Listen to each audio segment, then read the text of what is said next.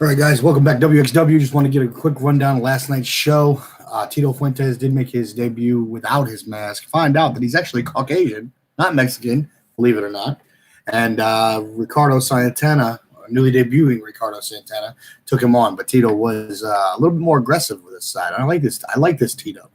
So Tito ended up pulling out the victory after nailing the Gringo Killer for the 1-2-3. Big Bad Jerome then got his hands on Jordan Shields, or should I say Jordan Shields got his hands on Jerome. Jerome, being the much bigger man, you would think would just power right through, but Jordan Shields used his speed to his advantage. Picked his spots and ended up picking up the victory over the bigger man. So David actually beat Goliath once again. Moving on, we had the debut of the Peanut, Sean Blaze. Sean Blaze took on Bison Blade. It was a close match, but once again, the self-proclaimed greatest cruiserweight in the world took the victory. So Sean Blaze picked up a victory over Bison Blade. Moving on, we had two big behemoths going against each other. Brutus took on Bannon, and Bannon came out on top of the newly debuting Brutus Payne, but Brutus isn't going anywhere. He wants that super heavyweight championship, and I'm sure that everybody in the back is fearful of that man right now. Then we had the triple threat match. The winner was going to go on later on in the night to get a shot at the World Heavyweight Championship. It was between Steve Warden, Morgan Black, and Nick Andrews.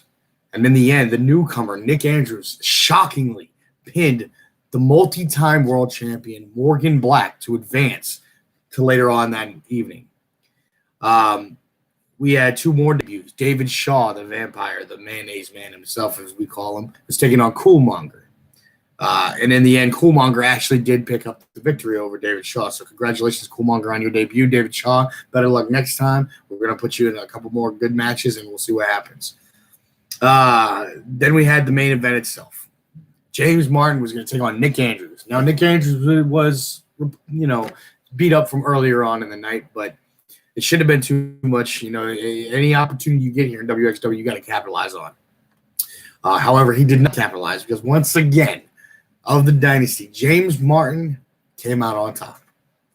So we will. That was my wife, by the way, that you just saw. That's Ashley Rose, the former women's champion. Yeah. So we will continue to have our matches.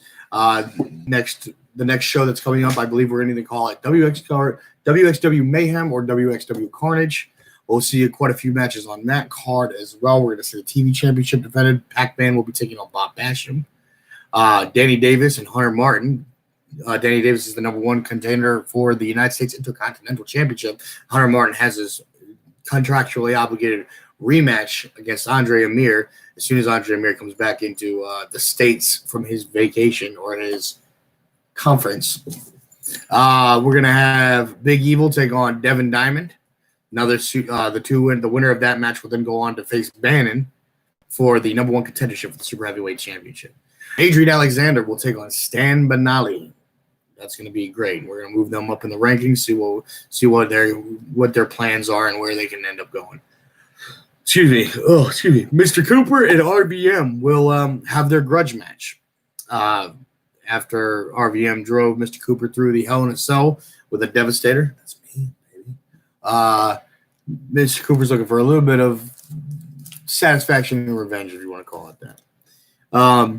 AJ Johnson is going to take on El Expose, the Cruiserweight champion, 100% Boricuan Cruiserweight champion. Blake Gunn, holding the Money in the Bank, will be at ringside.